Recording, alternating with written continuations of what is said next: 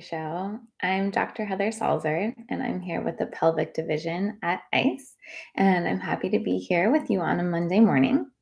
We are going to be talking about postpartum resources and how we can better set our clients up for success. So, my little girl just turned 1, and it had me really reflecting on the first year postpartum and thinking about what tools are really helpful for me, what tools do I recommend for my clients, both going through it myself and just from treating postpartum and pregnant people for a long time now. And it made me want to jump on here and talk about some of the things that I think are really important that we can be recommending that are not necessarily physical therapy related, but helping our clients build this community, build their network to have more help postpartum. Historically, people often had more family help postpartum, but now with just how spread out people get, oftentimes I'm seeing that there's less family support or just less of that community, and it can really be hard postpartum. And so, trying to help people find ways to get support with whatever resources they can access. So, the first thing that I want to mention is having a great lactation consultant. Oftentimes, there's going to be lactation help at the place of delivery, especially if that's a hospital. However, there's so much going on in the hospital, and also your milk supply may not even be in all the way. And um, so, having a lactation consultant that can be someone that you're following up with once you're home is huge. So there are oftentimes lactation consultants that will even come to your home so that you don't have to leave the house for another appointment. They can see how things are going with breastfeeding in the environment of your house. And so it's really great to have this connection. Postpartum, there can be a lot going on, and it is hard to figure out how to reach out and find these people. So this is something I recommend people try to connect with and find a person that they can that they'll be able to work with during their pregnancy. In our area, a lot of our lactation consultants will even do a free visit during pregnancy just to get to know them and kind of see what some of your goals are postpartum. And that way you've already made that connection, and that can make it so much easier to reach out when and if things come up postpartum. Second, on a similar note, having a connection with a mental health provider can be huge. So again, even if you're not feeling like you're not sure if it's something you're going to need or not, having that connection so that you have that person ahead of time can make it so much easier to reach out if you're feeling like you get to a place postpartum where you're needing that resource. And so with my clients, I'll talk with them about here are some of the different providers in their area. We've got a lot of wonderful people, and it can be really helpful to just try to reach out, establish a connection, maybe have a visit or two, and talk about some of your birth goals and postpartum goals ahead of time. And then if you end up feeling like you don't need further follow up, great. However, that way, if you feel like you need it, when you need it, it's going to be a lot harder to find that connection. Find somebody, make sure that you're able to find somebody you feel like meshes well with you. And so having that set up before birth can be a huge obstacle that we can take away towards getting help. Another provider that I recommend people connect with is a postpartum doula. And this can be great regardless of who you're working with postpartum. However, I see this especially with people who are further from maybe family and friend support. And maybe partners have to go back to work really early, lots of different situations. Maybe we're just needing a little extra support. So we talk a lot about doulas and the benefit of having a doula for birth itself. However, postpartum doulas are also fantastic. They will come to your house. They will help, especially for like new parents. They'll help you figure out a lot of the things that maybe you're unsure about with baby, like swaddling. If you're not like, they showed me in the hospital and now I want to do, that's something I want to do, but I can't remember how that worked. Um, They've got lots of experience with new babies. They'll do things like even help you cook, help you clean sometimes, depending on the doula, really just showing up for you in whatever ways that you need. And again, with lots of experience with new babies. There's even postpartum doulas that are overnight doulas. And so they'll come in at night as well and maybe allow you to get a few more large chunks of sleep with both you and your partner. So, utilizing that, connecting with somebody, again, interviewing and finding that person that you feel would be a good fit to come in and be part of your family during kind of that intimate time. Another resource that I love to recommend is meal trains. So I'll be honest, I always thought they were a great idea, but didn't think as much about it. And then being postpartum and being on the receiving end of a meal train, oh my gosh. Now, anytime anyone has a meal train, I'm like, I am signing up.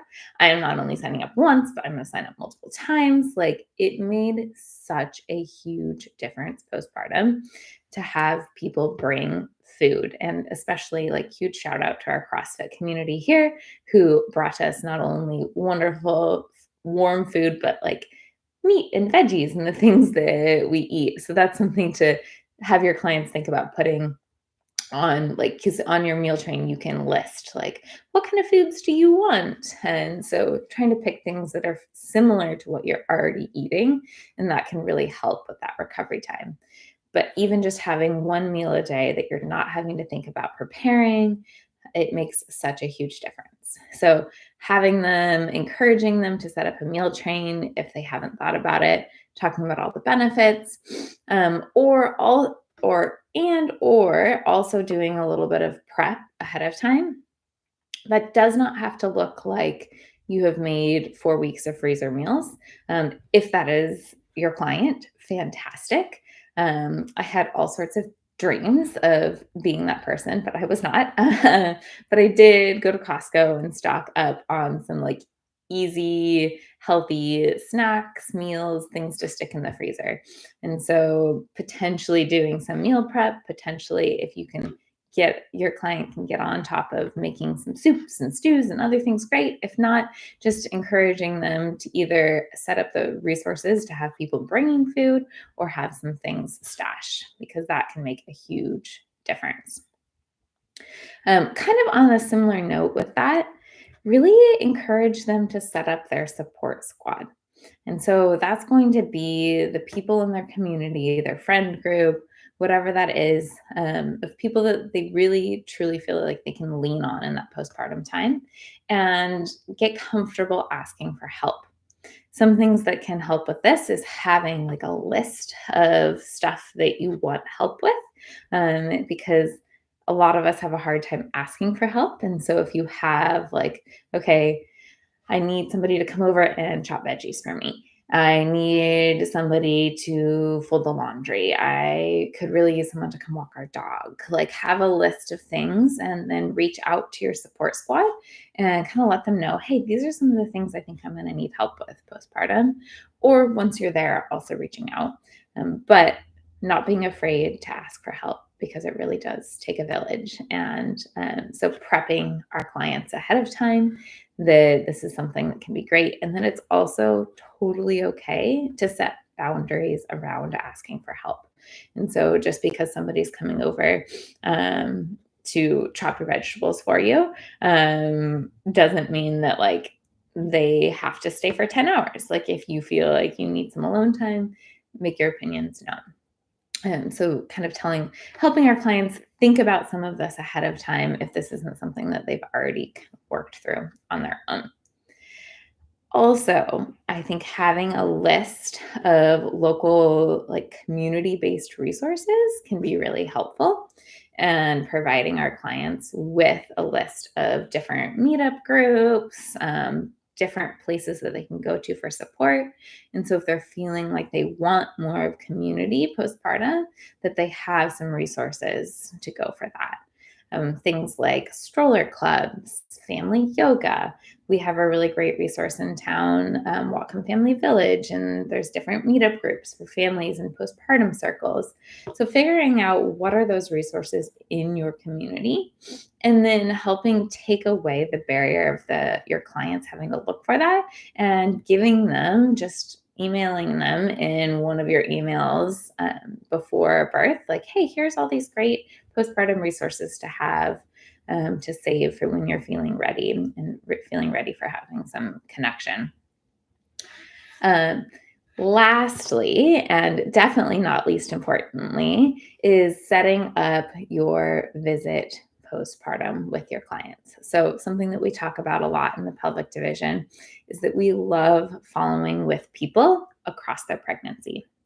And so if possible, you are seeing this person along their pregnancy and they are already connected with you. You are already a trusted resource. If something comes up immediately postpartum, they feel like they can email, text you, whatever it is. So you are also there as a huge piece of their postpartum support. And you're also scheduling a visit soon postpartum so they have that check-in. We are a big fan of the 2-week postpartum checkup. And so having clients come in, they can bring their baby, it can be virtual, whatever that is, but having that touch point with you soon postpartum. And then at that touch point, you can be even referring back to some of these other things we talked about on the list and being like, hey, I think this is a really good time to lean into that, to maybe give that lactation consultant you connected with a call. So setting both seeing people across pregnancy so that you have that connection, and then setting up that 2-week postpartum visit so that you are checking in with them immediately after and being there for anything that they need. And so I hope that was helpful. Some things to think about. There's so much that goes into the postpartum rehab process. And what we do is one piece of that, but we can also have an influence on these other areas by being a resource dealer and helping people make these connections. And if we do that, and if we focus on the bigger kind of rounded picture of what's going on with people postpartum, we're going to see better recoveries. People are going to feel like they have more support, more of that postpartum village, and really lean into the fact that you can be a big piece in helping somebody establish that village and figure out what they may even need. If you want to learn more about all things postpartum, all things pregnancy, we dive so much deeper into all of this in our live course and in our online courses. So hop on, get learning with us. We have our next cohort of our online level 1 starting on March 17th. And then there's a few opportunities to jump in with us on the road coming up. On March 15th, we'll be in Colorado, New Jersey, March 29th. And then on April 12th, we'll be here in Bellingham with me. Come join us one of the times on the road. We would love to see you. If you have other questions on this, send me a DM, reach out. I love talking about this stuff. And I hope you all have a wonderful Monday.